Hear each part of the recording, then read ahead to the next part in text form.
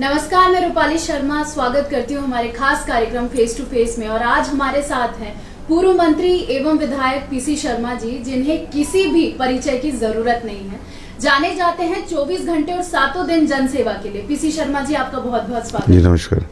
और हम आपसे पूछना चाहेंगे, सबसे पहला सवाल आपकी जन्मस्थली के बारे में, स्कूल के बारे में और आपके कॉलेज के सफर के बारे में। देखिए, हम लोग एक बहुत ही छोटे गांव से हरदा ज़िले के आते हैं। उसका नाम है चौकड़ी। ये एक ऐसा गांव है कि वहाँ से कम से कम 8 लोग आज यूरोप, अमेरिका सब जगह हैं। पढ़ लिख कर कोई डॉक्टर बना, कोई इंजीनियर बना और इंजीनियर बन के वहाँ गए। उसमें बहुत से मेरे परिवार के भी हैं, लेकिन दूसरे परिवारों, दूसरे समाज के भी लोग वहाँ रहे।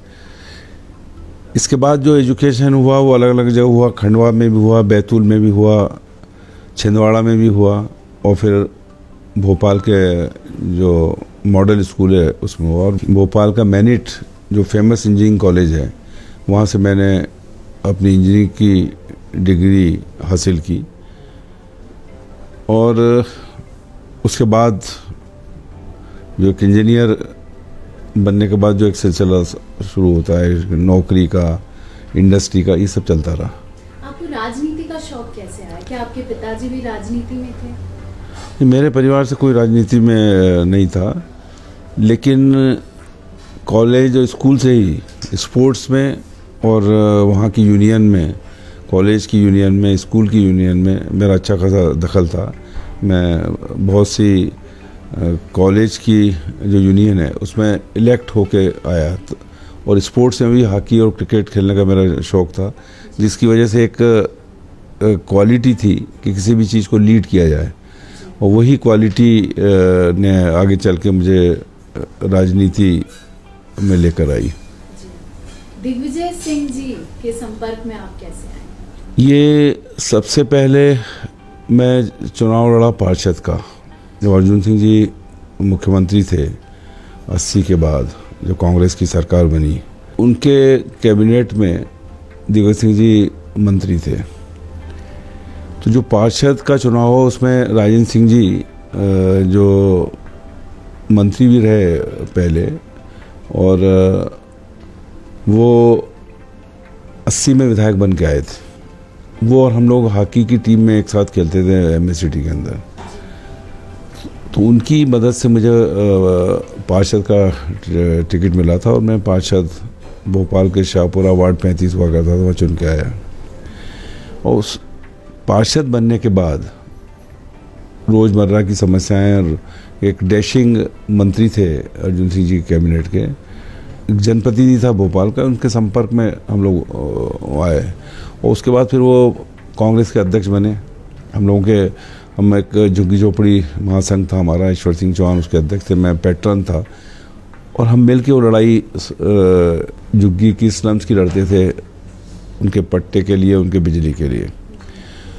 और जब 83 में पार्षद बने तो याद है मुझे कि जब जाते थे झुग्गी बस्ती में तो कोई ये नहीं कहता था कि पानी दे दो, बिजली दे दो, सड़क दे दो। वो एक ही चीज़ कहते थे कि कुछ ऐसा हो जाए कि नगर निगम या नजूल हमारी इस झुग्गी को हटाए नहीं। इस बात को हमने अर्जुन सिंह जी के सामने रखा। और उसके बाद वो 17 अप्रैल 1984 को एक विधेयक विधानसभा में पारित किया कि 40 लाख लोगों को पट्टे मिलेंगे। और मुझे याद है कि मेरा ही पार्षद क्षेत्र था शाहपुरा, उसमें था इंदिरा नगर, इंदिरा गांधी के नाम से। उसमें एक बत्ती कनेक्शन शुरू हुआ, एक बटन उन्हें दबाई थी और पूरे झुग्गियों में एक एक बल्ब टिमटिमाने लगा था। और वहाँ से गरीबों का पट्टा, बिजली, ये उनको मिलना शुरू हुआ। उनकी जो लड़ाई लड़ी और जो चुनाव में मैंने देखा कि उनकी आवश्यकता क्या है। और उसके बाद जब दिग्विजय सिंह जी कांग्रेस के अध्यक्ष बने 90 के बाद, जब बीजेपी की सरकार आई, तो उस सरकार में हम लोगों ने फिर गरीबों की लड़ाई लड़ी। वो अध्यक्ष थे और हम लोग कांग्रेस के कार्यकर्ता थे, पूर्व पार्षद थे, ईश्वर सिंह चौहान वगैरह सब हम लोग झुग्गी झोपड़ी की लड़ाई लड़ते थे, क्योंकि बीजेपी के उस काल में लगातार बुलडोजर से झुग्गियों को हटाने की काम होता था। तो दिग्विजय सिंह जी और अर्जुन सिंह जी उसमें हमेशा आते थे फ्रंट में, उनकी लड़ाई गरीबों की लड़ते थे। तो उस समय जब वो अध्यक्ष थे तो वो संघर्ष, क्योंकि एक बार मैंने आमरण अनशन भी किया था और 6-7 दिन के बाद वो आए, तब उन्होंने वो अनशन तोड़वाया था। उन्होंने कहा भी था, मेरे को शब्द याद है आज तक, कि भारतीय जनता पार्टी के राज में कभी आमरण अनशन मत करना, क्योंकि ये कोई इसकी केयर नहीं करेगा। इसमें जो भी करना है तो रेले भूख हड़ताल करो, पर आमरण अनशन मत करो। तो वो सीख भी ली कि उसके बाद जब भी कोई आंदोलन हुए, क्योंकि लगातार भारतीय जनता पार्टी की सरकार रही 2018 तक, तो हम 25 घंटे या 50 घंटे का ही भूख हड़ताल करते थे या अनशन करते थे। तो ये एक उनसे संपर्क में जब वहाँ उस समय आए वो, तो उनका एक विश्वास बढ़ा। और 93 में मैं टिकट मांग रहा था, विधानसभा दक्षिण होती थी बहुत बड़ी, जिसमें पहले दक्षिण पश्चिम मध्य और नरेला का मेजर पोर्शन था, बड़ी विधानसभा थी, 4-5 लाख वोट हुआ करते थे। तो 93 में जब टिकट नहीं मिली तो उन्होंने हमारे लोगों को, जब उनसे मिले एक डेलीगेशन 1000 लोगों का, तो उन्होंने एक आश्वासन दिया था कि कांग्रेस सरकार बनी, मैं मुख्यमंत्री बनूं या नहीं बनूं, किसी दिन किसी कॉरपोरेशन का पीसी शर्मा को अध्यक्ष बनाऊंगा। सरकार बनी 93 में, उन्होंने मुझे बीडीए का अध्यक्ष बनाया और 4 साल जब उनकी सरकार थी तो मैं बीडीए का अध्यक्ष रहा, जिसमें भोपाल के विकास में बहुत से नए कीर्तिमान उस समय हम लोगों ने स्थापित किए थे। चाहे मूर्ति लगाने का मामला हो या न्यू मार्केट के अंदर जो अंडर ब्रिज है उसका निर्माण करने का मामला हो, लोगों को छोटी छोटी दुकानें देने का मामला हो, मकान देने का, ये सब बहुत से ऐसे काम हुए। और उसकी वजह से एक जनता के बीच में पेठ जमी। और फिर जब 98 का इलेक्शन हुआ तो उन्होंने विधायक की टिकट में मेरी मदद की और उनके सहयोग से विधायक में बना और 5 साल 2003 तक विधायक रहे। और फिर वो सिलसिला लगातार चलता रहा। फिर 18 में टिकट मिली, उसके पहले 14 में लोकसभा की टिकट मिली, जो मोदी वेव में मैं चुनाव नहीं जीत पाया। लेकिन 18 में कमलनाथ जी और दिग्विजय सिंह जी मिलकर मुझे टिकट दी दक्षिण पश्चिम, तो एक बार जीते और फिर 15 महीने कमलनाथ जी की सरकार में मंत्री रहे। क्या दौर था जब ज्योतिरादित्य सिंधिया जी कांग्रेस पार्टी को छोड़कर चले गए, तो क्या चल रहा था? मीडिया पे बताया जा रहा था कि रात में 2-2 बजे तक मंत्री किडनैप हो रहे हैं। फिर आप लोगों को क्या कुछ उम्मीद थी कि हमारी सरकार रहेगी, कि आप पहले उम्मीद छोड़ चुके थे जैसे ज्योतिरादित्य सिंधिया? नहीं, उम्मीद तो कभी नहीं छोड़ी थी, लेकिन भारतीय जनता पार्टी ने एक तरह से 15-20 विधायकों को बेंगलोर, जहां भारतीय जनता पार्टी की सरकार थी, और वहां पर भी बेंगलोर में भी जो सरकार बनी थी इसी तरह से बनी थी कि कांग्रेस के विधायकों को तोड़ के बीजेपी ने वहां अपनी सरकार बनाई थी। उसी पैटर्न पर खरीद फरोख्त करके जो जानकारी हम लोगों को मिली कि 35 करोड़ रुपए एक विधायकों को जो कांग्रेस से बीजेपी में गए उनको दिए गए। पूरा केंद्र सरकार का उसमें इन्वॉल्वमेंट था और कभी हमने सोचा भी नहीं था कि सिंधिया जी के नेतृत्व में इस तरह से विधायक चले जाएंगे और कमलनाथ जी की सरकार को गिरा देंगे। लेकिन कमलनाथ जी का उसमें हमेशा एक ही व्यू रहा कि मैं कोई सौदे की राजनीति नहीं करूँगा, मैं खरीद फरोख्त की राजनीति में विश्वास नहीं करता हूँ, मैं लोगों के हित की राजनीति में विश्वास करता हूँ। और यही वजह है कि 9 बार से वो लोकसभा के सदस्य रहे छिंदवाड़ा से, और बाद में वो जब विधायक बने तो उनका बेटे नकुलनाथ जी वहाँ से सांसद बने। ऐसा ट्रैक रिकॉर्ड जहाँ 7 के 7 विधायक कांग्रेस के हों, ऐसा हिंदुस्तान में कहीं नहीं है। तो उस पद्धति पे ही वो मध्य प्रदेश में काम करना चाहते थे। इसीलिए उन्होंने जो राहुल गांधी जी के सभा में राहुल गांधी ने कहा था कि 10 दिन के अंदर किसानों का कर्जा माफ़ होगा, तो वो उन्होंने पहले दिन, जहां मैं भी मौजूद था, उन्होंने दस्तखत किए मंत्रालय में और 55 लाख किसानों कर्ज माफ़ी पे दस्तखत किए, जो 27 लाख किसानों के 11 करोड़ से ज़्यादा ऋण माफ़ हुए। और ये जवाब बीजेपी की सरकार ने, उनके मंत्री कमल पटेल जी ने दिया विधानसभा के अंदर। तो ये मोटो था उनका। और बिजली के बिल 100 रुपये 100 यूनिट आए, ये ऐतिहासिक फैसला था, जो आज हज़ारों के बिल आ रहे हैं। बच्चियों की शादी का 51,000 हो 27,000, ये उनका ऐतिहासिक फैसला था। जो 100 रुपये 300 रुपये से 600 रुपये पेंशन हो, ये ऐतिहासिक फैसला था जो इसके पहले नहीं हो पाया। इसी तरह के फैसले करके वो मध्य प्रदेश में रोजगार स्थापित करना चाहते थे कि लोगों को इंडस्ट्री आए, क्योंकि उनका इंडस्ट्रीज से बहुत गहरा ताल्लुक है। वो चाहते थे कि इंडस्ट्री आए मध्य प्रदेश के अंदर, क्योंकि मध्य प्रदेश पूरे देश के अंदर बीच में है। यहाँ से पंजाब भी उतनी दूर है, यहाँ से तमिलनाडु उतनी दूर है, तो लोग इंडस्ट्री लगाना यहाँ चाहते हैं। लेकिन उनको विश्वास की आवश्यकता है कि विश्वास हो इंडस्ट्रीज का सरकार पर, वो पैदा कर रहे थे वो धीरे धीरे, और बहुत से MOU भी होते। लेकिन जैसी सरकार की उद्योग आना बंद हो गया। और आज मध्य प्रदेश में सबसे ज़्यादा बेरोजगार हैं, 40 लाख से ज़्यादा। यहाँ महंगाई सबसे ज़्यादा है, चाहे डीजल पेट्रोल दूसरी की बात करें। जो राशन की दुकानें हैं उस पर गेहूँ नहीं मिलता है। और कोरोना के बाद जब इंजेक्शन नहीं मिला, जब ऑक्सीजन नहीं मिली, जब बेड नहीं मिले, तो त्राही त्राही मची थी भोपाल और मध्य प्रदेश के अंदर। तो ये सब स्थितियां उस समय बजी। और मेरा ये मानना है कि कमलनाथ जी सरकार को गिराने के लिए जो लॉकडाउन का तिथि थी उसको बढ़ाते गए। और जिस दिन सरकार गिरी, मुख्यमंत्री शिवराज जी ने शपथ ली, तुरंत लॉकडाउन लगा दिया गया। इसकी वजह से भी कोरोना ज़्यादा फैला। तो कहीं न कहीं सरकार की वो भी गलती थी और वो भी कमी थी, ये सब हुआ। लेकिन हम लोगों ने सपने में नहीं सोचा था कि इस तरह से इस सरकार जा सकती है और विधायक जा सकते हैं।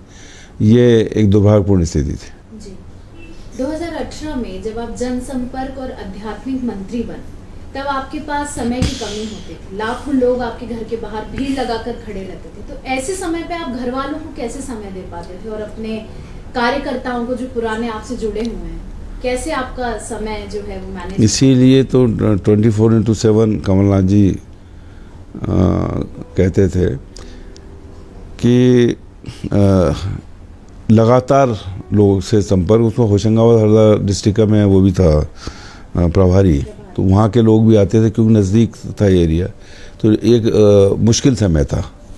वो घर वालों को समय देना दूर, बाहर के लोगों को पूरा समय नहीं दे पाते थे, उसी में समय लगता था। और निश्चित तौर पर क्योंकि काफ़ी डिपार्टमेंट थे और लोगों की बड़ी आशाएं थी, क्योंकि 15 साल के बाद सरकार आई थी, इसलिए पहला कर्तव्य यही था कि उनकी बातों को सुना जाए, उनके कामों को सुना जाए, वर्कर्स के कामों को और आम जनता के कामों को किया जाए। इसीलिए सतत उसमें लगे रहते थे। और बगैर मांगे धर्मस्व विभाग आता हूँ, हमने जो पुजारी थे, लाखों पुजारी, उनका मानदेय 3 गुना हमने बढ़ाया था। जो बात हो रही है महाकाल कॉरिडोर की और ओंकारेश्वर में 150 करोड़ हो जाती हूँ, ये सब कमलनाथ जी की सरकार में सैंक्शन हो गए। राम वनगमन पथ का पूरा प्रोजेक्ट हमने सैंक्शन कर दिया था। उसके लिए श्रीलंका भी गए कि वहाँ सीता जी का मंदिर बने। पूरी सरकार, वहाँ के प्राइम मिनिस्टर, वहाँ के प्रेसिडेंट सबसे बात करके आए, जगह चिन्हित करके आए। और प्रोजेक्ट ये था कि यहाँ, और हमारा मानना था कि जब तक सीता जी का मंदिर वहाँ नहीं बनेगा, क्योंकि राम जी सीता जी को वहाँ से लेके आए थे जहाँ उन्होंने अग्नि परीक्षा दी थी, तब तक राम वनगमन पथ पूरा नहीं होगा। और जब वहाँ पे ये किया तो हमने वहाँ की सरकार से और वहाँ के बौद्ध भिक्षुक जो 1000 करोड़ रुपए यहाँ सांची में लगाना चाहते थे, एक म्यूज़ियम और भगवान बुद्ध पे एक बहुत बड़ा प्रोजेक्ट वो कर रहे थे। तो ये प्लानिंग थी कि फ़्लाइट यहाँ से जाए भोपाल से कोलंबो सीधे, तो सीता माता का दर्शन करने लोग जाएं, वहाँ घूमने जाएं, और वहाँ के लोग आएँ सीधे भोपाल और सांची जाए, भगवान बुद्ध के जो वो बने हुए हैं अस्थियाँ के, उसमें जो स्तूप बने उसका दर्शन करें, और बाकी जो नया प्रोजेक्ट आ रहा है वो करें। ये पूरा प्रोजेक्ट था जो ये सरकार जब से आई है इसने उस पर हाथ भी नहीं लगाया। तो मैं समझता हूँ कि ऐसे बहुत बड़े काम थे कमलनाथ जी की सरकार में जो अधूरे रह गए, जिसकी वजह से आज मैं समझता हूँ कि गति मध्य प्रदेश की रुक गई। अगर 5 साल मुख्यमंत्री कमलनाथ जी रह जाते तो मध्य प्रदेश, महाराष्ट्र, गुजरात, आंध्र, केरल, कर्नाटक उसकी श्रेणी में आ जाता, क्योंकि उनके जो संपर्क थे, उन्होंने भोपाल से पूरे हिंदुस्तान के हर सिटी में जो हवाई सेवाएं शुरू करा दी थी। वहाँ इंदौर से दुबई के लिए शुरू करा दी थी, क्योंकि जब तक हवाई फैसिलिटी नहीं होगी, एरोप्लेन की फैसिलिटी नहीं होगी, तो लोग आएंगे नहीं इंडस्ट्रीज। ये सबसे पहले काम किया था, क्योंकि मैं विमानन मंत्री भी था। और उससे जो इंडस्ट्रीज या बड़े बड़े जो इंजीनियर्स वो आते थे और ये सब चीज़ें चल रही थी। और चलते चलते मध्य प्रदेश का जो सपना, एक तरह से यहाँ के युवाओं का सपना, यहाँ के किसानों का सपना, ये टूट गया। भोपाल में आप इकलौते ऐसे नेता हैं जो लोगों के हित के लिए, जनता के हित के लिए सड़क पर उतरकर सत्ता का विरोध करते हैं। इसके बारे में आपका क्या कहना है? नहीं, देखिए क्या है, कोई भी अगर आप राजनीति में हो, जब तक जनता की लड़ाई नहीं लड़ोगे, जब तक उनकी मुद्दों को नहीं उठाओगे, तो आप राजनीति में या जनप्रतिनिधि के रूप में अपने काम को पूरी तरह से अंजाम नहीं दे पाओगे। इसलिए निश्चित तौर पर आम लोगों की बात करना, उनके मुद्दे उठाना। जैसे अभी लोग आए बाहर कि बिजली का बिल 3-4 हज़ार आ गया, क्या करें। मैंने कहा भाई, जब कमलनाथ जी की सरकार थी तो 100 रुपये 100 यूनिट था, और जब उनकी सरकार आएगी तभी मानना कि फिर से बिजली का बिल 100 रुपये हो जाएगा 100 यूनिट का।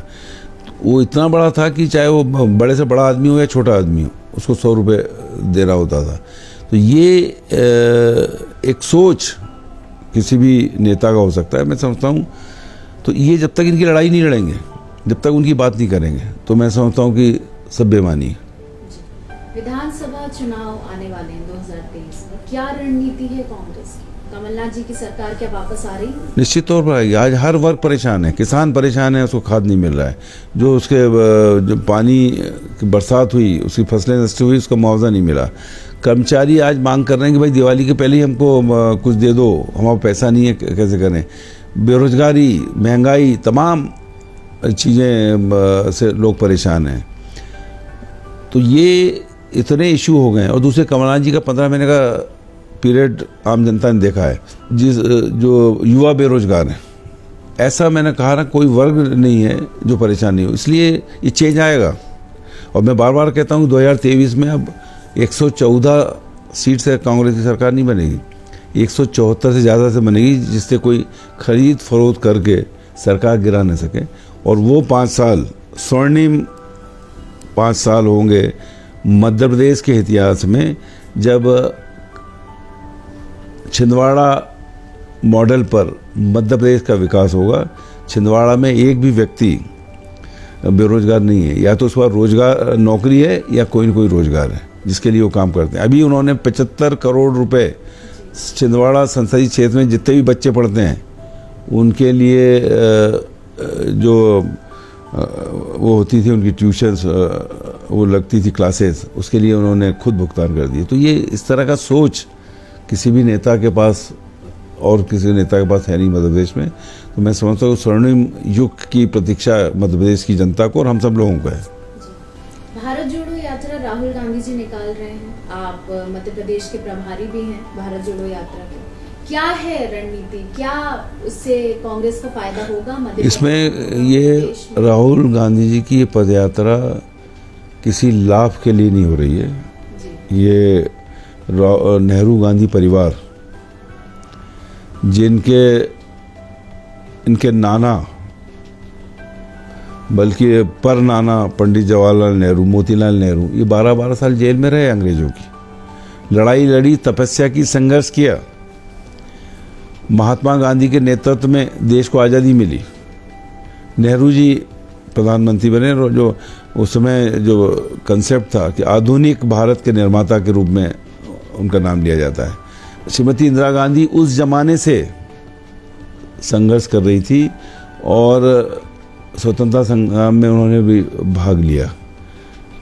और इनका जो त्याग है उससे देख सकते हैं कि इलाहाबाद के अंदर जो आनंद भवन है उसमें कैसेट चलता है। मैं गया इलाहाबाद, कि बहुत से मेहमान आते हैं उनके घर पे, तो कहती है कि मैं आपका, जब एक 14 साल की बच्ची रही होंगी वो, कि मेहमानों को कहा कि मैं आपका कोई स्वागत नहीं कर सकती, कोई आपका स्वागत नहीं कर सकती, क्योंकि मेरे दादा, मेरे पिताजी, मेरी माताजी, मेरी दादी, पूरा का परिवार जेल के अंदर है। तो ऐसा त्याग इस परिवार का रहा है।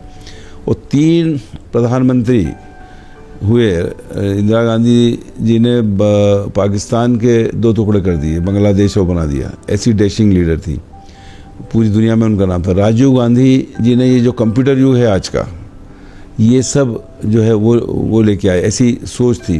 तो 3 परिवार के लोग प्रधानमंत्री रहे। जब भारतीय जनता पार्टी के पूरे 75 साल में भारतीय जनता पार्टी के 2 प्राइम मिनिस्टर हुए, लेकिन उनके परिवार से 3 हुए। तो मैं नहीं समझता कि वो इन सब चीज़ों के लिए, और बलिदान अगर दिया तो राजीव गांधी और इंदिरा गांधी ने बलिदान दिया।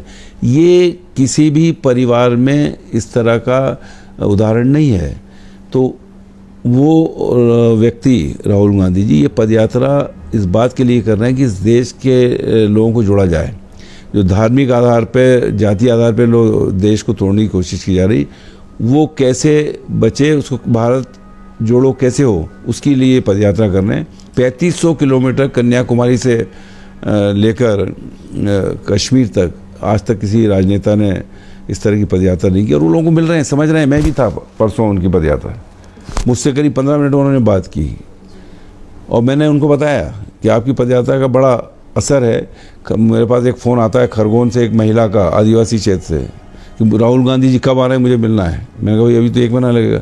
बोले यहाँ कोई सुन नहीं रहा है, उनसे मेरे को। तो ऐसा विश्वास लोगों का जग रहा है उन पर कि दूर दूर से लोग पूछते हैं कि वो कब आ रहे हैं। और जो मैंने देखा कि किस तरह से लोग टूट पड़ रहे हैं उनके लिए, एक झलक पाने के लिए, ये उनकी तपस्या निश्चित तौर पर इस देश के अंदर बहुत बड़ा चेंज लाएगी।